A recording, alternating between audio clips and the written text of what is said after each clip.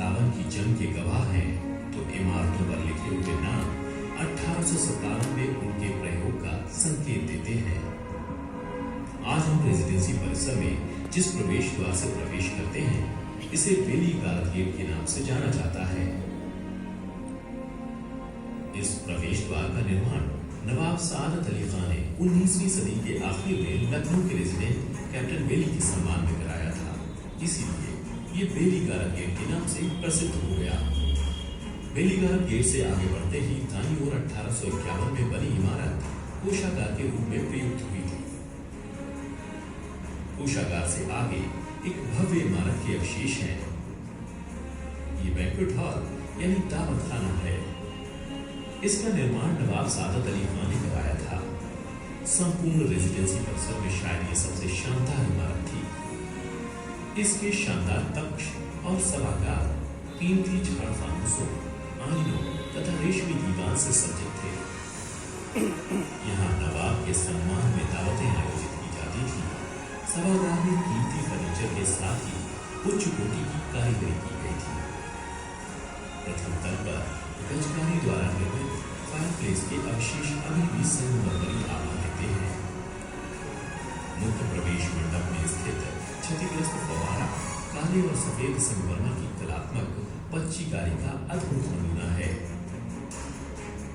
बैंक्वेटिंग hall से ठीक उल्टी दिशा में बाईं ओर रेजिडेंसी सर्जन डॉक्टर फेरर के घर के अवशेष हैं। डॉक्टर फेरर के घर के आगे बाईं ओर इमारतों का परिसर बेगम कोठी के नाम से मशहूर है। बेगम कोठी प्रारंभ में नवाब आसिफउद्दौला के स्वामित्व में थी। कालांतर में इसे कुछ यूरोपीय लोगों को बेच दिया गया।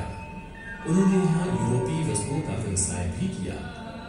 बाद में बादशाह नसीरुद्दीन हैदर की विलायती बेगम यहाँ रहा करती थी। उनकी मृत्यु के पश्चात उनकी सौतेली बहन शरफुन्निसा ने ही यहाँ परंपरागत अवधी स्थापत्य शैली में एक खूबसूरत मस्जिद और एक इमाम बाड़े का निर्माण करवाया। इमाम बाड़ा इंडो यूरोपियन शैली के मेलजोल का एक सुंदर नमूना है।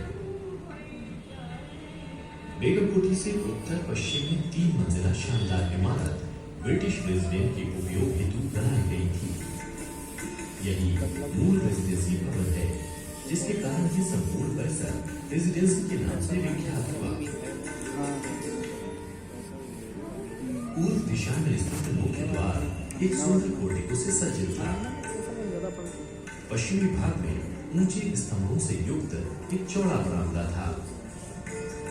छत पर पहुंचने के लिए उत्तर और दक्षिण दिशाओं में स्थित 2 बुर्जियों में घुमावदार सीढ़ियां थीं।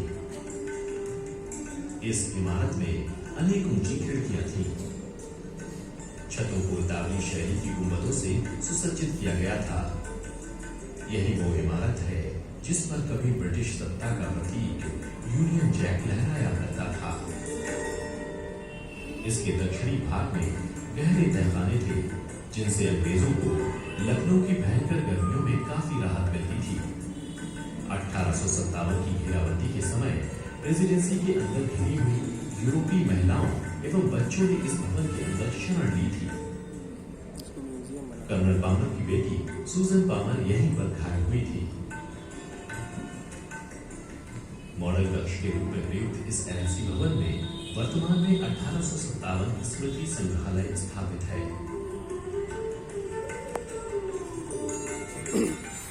इस संग्रहालय में लिथोग्राफ, उत्खनित वस्तुएं, रेजिडेंट की घेराबंदी का डायोरामा तथा 1857 की क्रांति से संबंधित अन्य वस्तुएं प्रदर्शित की गई हैं।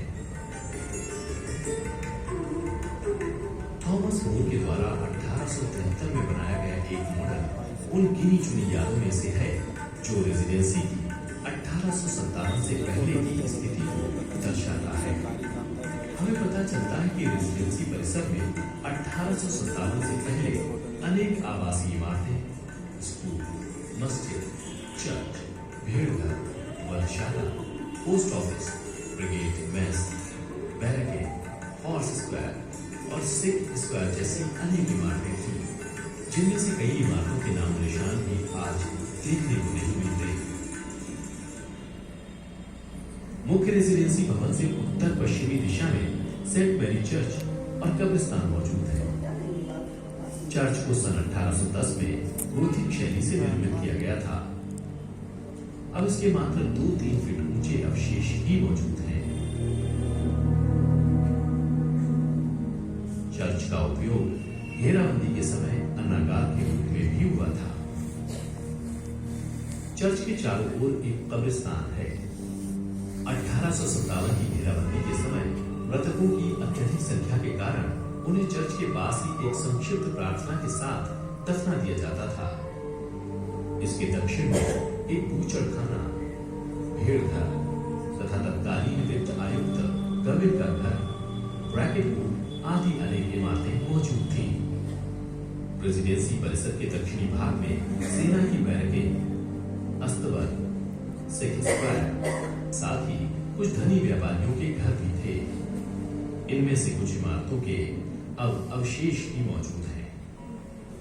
पुरातात्विक अन्वेषणों से यहाँ की सुंदर जल निकास प्रणाली का भी पता चला है।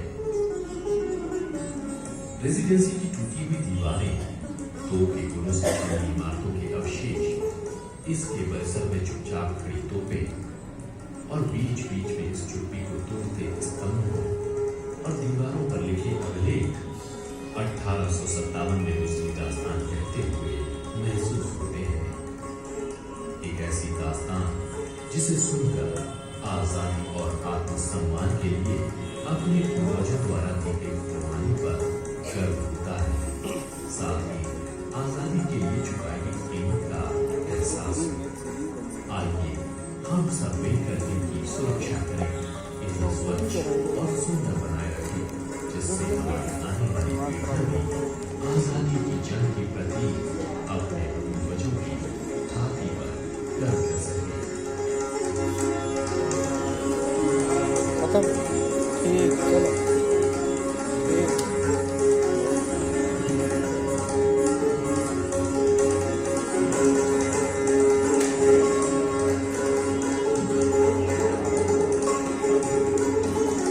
रेजिडेंसी कहानी रहा पूरी।